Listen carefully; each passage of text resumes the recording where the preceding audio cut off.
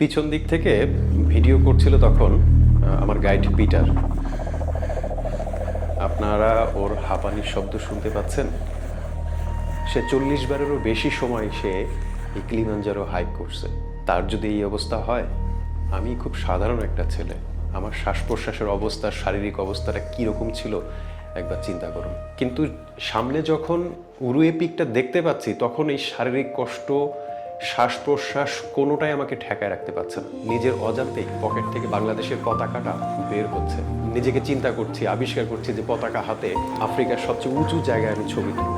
ওখানে গেলাম, আর তখন বারে বারে পিটারের, আমার গাইডের একটা কথা মনে পড়ছিল যে pain is temporary but achievement is life long. 5+ star rating প্রাপ্ত দেশের সর্বোচ্চ বিদ্যুৎ সাশ্রয়ী ও eco friendly Walton AC. Walton air conditioner, smart comfort এখন নেক্সট লেভেলে।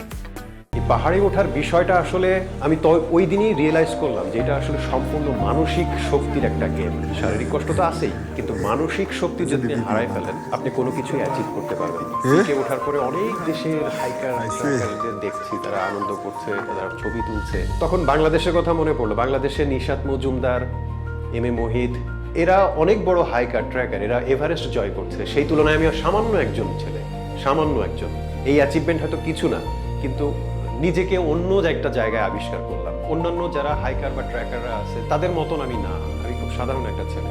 কিন্তু যখন মনে হয়েছে যে আমি এটা সামিট করব, ওই যে ইচ্ছা শক্তি এবং কিছু মোটিভেশন, এটাই হচ্ছে যে আমাকে অনেক দূর নিয়ে গেছে। এবং অনেক দূর বলতে আফ্রিকার সবচেয়ে হাইয়েস্ট পয়েন্টে নিয়ে আমাকে দাঁড় করিয়েছে।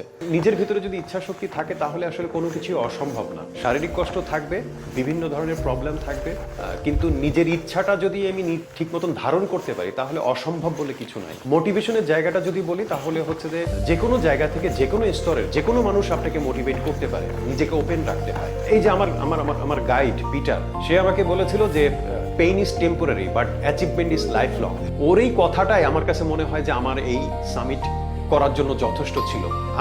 আমি এই জায়গা চিনতাম না, আমি কেমন পরিবেশ সেটার সাথে কখনোই আমি নিজেকে জাজ করিনি বা নিজেকে কখনো ওই জায়গায় আবিষ্কার করিনি। কিন্তু তারপর আমার পক্ষে সম্ভব হয়েছে এই অ্যাচিভমেন্ট করাটা, বিকজ অফ প্রথমত বলবো যে নিজের ইচ্ছা শক্তি, যে আমি এটা করব, এবং সেই সাথে কিছু মোটিভেশন। আমি তখন মনে করিনি যে আমার গাইড আমাকে বুদ্ধি দিচ্ছে, আমাকে একটা ভালো কথা বলছে। তখন ছোট বড় কোনো বিষয় আমার কাছে কাজ করেনি। তখন মনে হয়েছে যে না, যে কোনো জায়গায় যে কোনো কিছু সম্ভব, এবং যে কোনো মানুষের দ্বারা সেই মোটিভেশনটা পাওয়া সম্ভব। আমি সাধারণ একজন মানুষ না হলে এটা করতে পারতাম। এই পাহাড়ে ওঠার পরে আমার কাছে মনে হয়েছে যে এই উদ্যমটা, এই ইচ্ছা শক্তিটা অনেকে অনেকভাবে কাজে লাগাতে পারে। আমরা অনেকে মনে করি যে আমি ব্যবসা করতে পারি না, এটা ছিল না, অথবা তার সাহায্য পাই নাই, অথবা অন্য কোনো কারণ থাকতে পারে। কিন্তু তার আগে নিজের কাছে প্রশ্ন করা উচিত যে আমি কি আমার ওই জায়গায় যেতে চেয়েছিলাম? যদি যেতে চাই, তাহলে এই বাধাগুলো তো কোনো বাধা না। বাধা আসবে, শারীরিক মানসিক পরিশ্রম তো হবেই, কারণ আপনি একটা অ্যাচিভমেন্টের বিষয় নিয়ে চিন্তা করছেন। সো সেগুলিকে সামনে না এনে আমার কাছে মনে হয় যে আমি আমার ফোকাসটা কিলিমাঞ্জারো হাইকের একদম উঁচু জায়গায় রেখেছিলাম, দেখেই আমি যেতে পারি। এটা চাইলে অন্য জায়গায়ও আমি কাজে লাগাতে পারি, এবং আমি লাগাবো কাজে।